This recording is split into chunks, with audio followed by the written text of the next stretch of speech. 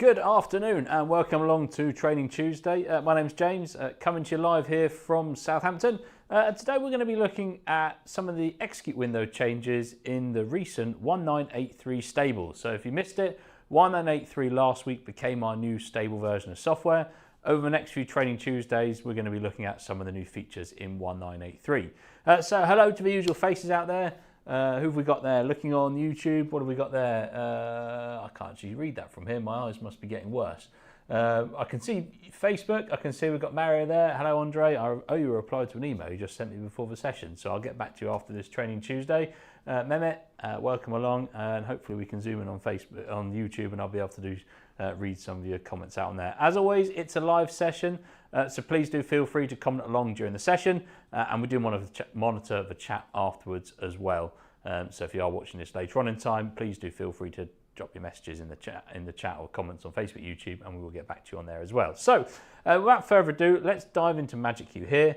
I'm running our standard show a demo show file, and today, as I said, I'm going to be focusing on some of the changes we made in the execute window in 1.9.8.3. So a few things that we've done in there, most of it all under Assign Special, just in terms of extra functionality. So if we go to Assign Special, one of the things we've given you now is you can preview all media servers in the execute window. So here's one I made earlier. I've got a pixel map running here. Now obviously 1.9.8.3, one of the other things that it brought into stable is support for NDI input. So under Setup, View System, Media, you can have up to 50 media servers or inputs configured with MagicQ. So that could be 25 NDI feeds in if you want a stadium console, and you could have 25 media servers controlled, any mix of that 50, or it could be 49 media servers and one NDI feed. Now, when I say media servers, actually you can patch as many media servers as you like in terms of DMX control, as long as you're within the channel limit of the console. We're just talking about when patching media server, we support CITP or NDI for getting thumbnails and previews into the system, or typically CITP for getting thumbnails and previews, NDI feeds for live feeds. We can use that for things like a source for a pixel map, or we can just use that as a preview to see what's going on. So if I was using NDI, I'd go to my source here, I'd pick NDI as my source, then I'd be able to see any NDI sources on the network, select it.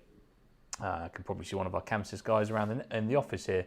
This is my laptop here. Well, this is Media Master on the network. I could select it and it would then start bringing that source. I'm obviously trying to bring this in over Wi-Fi on the office network, picking up one of the devs in the office who's sending some NDI. But anyway, that's how I could configure my NDI source with my MagicQ system. We can also preview, of course, what's going on with pixel maps. So I've got a pixel map running as Pix1. Which if I go to my media window, we can see Pix1 there. Obviously this is quite a low res pixel map. It's a 25 by 25 pixel map, so that's why it's a fairly low res graphic, and you can see it playing back on my Nexus panels at the back of the stage here. Well, in the execute window, we can go execute, you can click a square, you can go Assign Special, you can now go media server, and you can pick your media source. Obviously I've only got two right now because I've got the Pix1 or server 1 is my pixel map, server 2 is that NDI feed, so I can pick either one of those. I can pick that one there, and I get a preview in the execute window, which you can see I can then resize like so. Obviously it will black out once you go beyond the number of pixels of a map, so going by a 25 by 25 pixel map, not the greatest demo. Of course, if I'm taking NDI feed in high resolution, I can preview that. So you can add in now your previews directly in to the execute window, so you can mix that with other bits of programming, queues, regions, etc. You just want a little preview in an execute window, great, you can now do that in 1.9.8.3. I'll clear that out now. Well, what else have we added in 1.9.8.3? Well, the rest of it is more about than actual live control. So we've added the ability to have speed masters in the execute window. So speed masters, if I go to playback 10 here, on a playback, so I'm coming out the execute window, if I record a blank queue there, that's just an empty queue and nothing in at the moment, I'm going to triple press my select button, 1, 2, 3, to go into the queue stack options, and I'm going to go to the function tab, and I'm going to change this here, queue stack is a speed master, and I'm going to select speed master number 3. That's made a speed master on the fader here. Obviously, if that's now taken up one of my physical 10 playbacks, I can double tap my flash button to set a time, and then I've obviously got control of it on the fader here. Now this cue here, playback 5, has got my spots doing a circle effect, and I'd already preset that before the session. So if I go into the cue, double tap, double click my select, click on the cue, view effects, I've set the 2 effects in there, so on the spots and the profiles, profiles there, I've set it to use Speedmaster number 3. So Speedmaster 3 here, as I bring the fader down, you can see I have control of it. Well, now in your execute window, you can have Speedmasters within the window, so I can go assign special, and there's a new option for Speedmaster here. You pick your Speedmaster, Speedmaster 3 in my case, and you can have in your execute window, in fact we had it before, to be able to have the options, so I can choose the source, so is it a tap, is it enabled, disabled, do I decrease the speed, etc. But the new one is we now can have a fader in there, so if I pick fader, I can then set a height there of say 4. If you execute, I now have a Speedmaster fader for Speedmaster 3 in the execute window directly. Okay. If I want to, I could remove that, and I could say assign special, Speedmaster 3, all would give me everything. I could then say move the fader there, give me a bit more height on it, and then I've got all of my Speedmaster 3 controls in one nice place in the execute window. So I've got my tap time to retime what the global time is, etc. there. You've got my halt, stop the Speedmaster.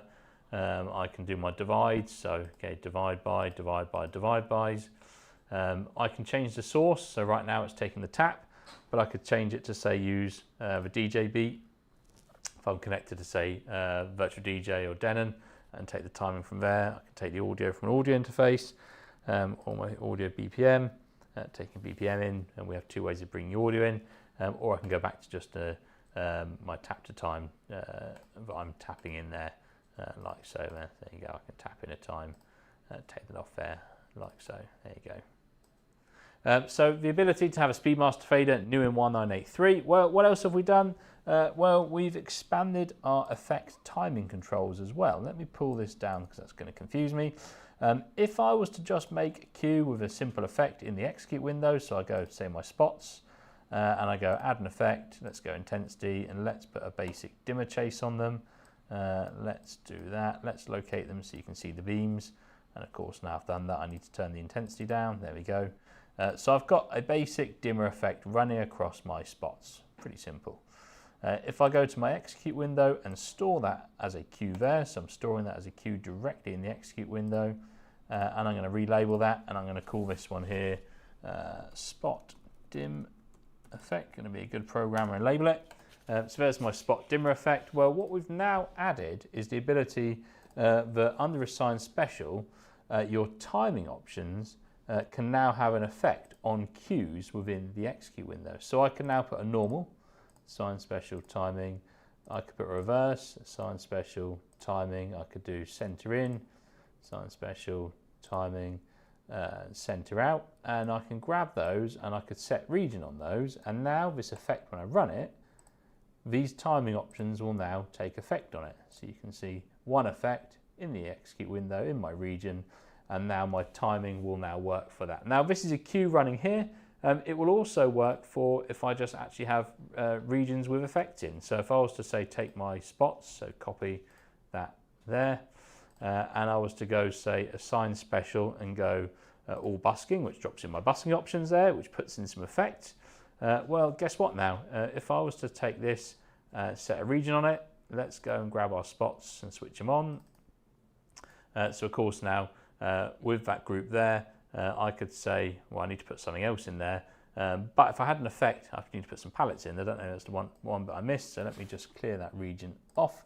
If I grab some color palettes, so let's say take these 4 palettes here, copy there. So now I go and set a region on here. Of course, everything is now related to a spot, so my color palettes now work on those. Of course, I've got the timing options, that's not new. The effects are not new, but if I add an effect in, let's say a 2 color effect, so I go set color 1 as red, set color 2 as yellow, tap, tap time, drop in a 2 color effect, which is going between red and yellow.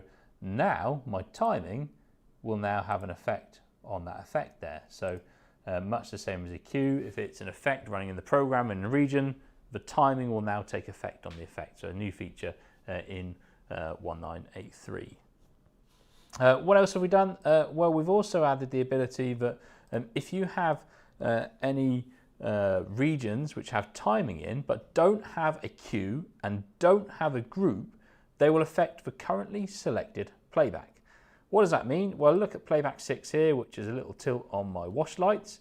If I said assign special and then I did some timing on it, and I said, I haven't actually tested this, that if it's doing that. I think it's more meant for timing, but let's say rate, and let's say drop in something to change it. Let's go assign special, timing.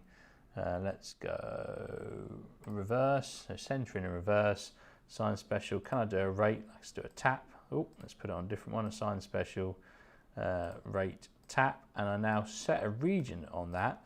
That region has no groups and no queues inside it, so it should now work for this currently selected playback here. If I select playback 6 would help, there you go. So I've selected playback 6 and you can see my tap button's now working on that. And if I change here, so my center in, reverse, and my timing now works. So the currently selected playback, the playback you hit your S button on, a region that has no groups, no queues in, will work for the currently selected playback now, okay? Right, what else have we got in the execute window? Final thing to sort of show you in the execute window changes in 1.9.8.3 is rate parameters. So let me just release these off here. So rate parameters, let's come to a bit of space here in the window. Assign special, and if we go rate parameters, well, the rate parameters aren't new. We've always given you, well, for a long time, not always, for a good few years, tap rate, fade, snap, parts, etc. there. But we've added in 8.3 now the ability to give you segments, chunks, spread, width, size, with n. So n means you can use to define it. So I can have as a rate parameter, I could say parts of 2, assign special, rate parameters. Okay, well, we give you the shortcuts to parts 2, 3, 4, but I could say actually, well, I want to have parts of 6. Now, assign special, rate parameters, I want to do chunks of 2, assign special, rate parameters, I want to do chunks of 3, assign special, rate parameters, size, choose your effect size. So effect size 100, I think we go 0 to 99 actually, but anyway, there you go, assign special, rate parameters, size, let's say 99 there you go. So I can choose and jump my effect size, and then if I go assign special, rate params, we've given you width as well, so your effects width, you can have buttons to bump between that. Now these will work, of course, in exactly the same way. If I copy that effect there, like Q, if I make a region around it, like so, it'll work for my effect inside here. So I can split it into parts of 6, chunks of 2. There you go, you can see that running across there. So it'll work for effects in regions. It will work in the same way if I don't have an effect or a group in there, an effect running within the group, it will work for the currently selected playback as well. So you can use expanded rate parameter controls within an execute region for the new currently selected playback. So there you go. There's 3 or 4 new things added in the execute window. This is now in stable. It's 1.9.8.3 stable, available to download now off the website.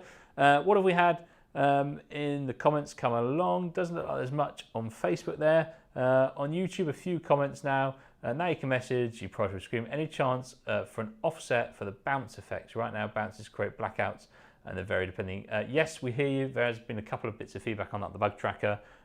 We will look at that. Not right now, but yes, we have heard that feedback. It is something we're going to look at there.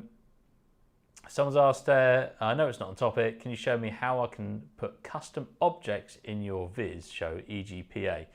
Yeah, in fact, someone's answered that already. Patch view viz is the answer there. Happy to show that quickly now. So if I go to the patch window and I go to view viz here, under then attach object is where all your objects from the viz are driven.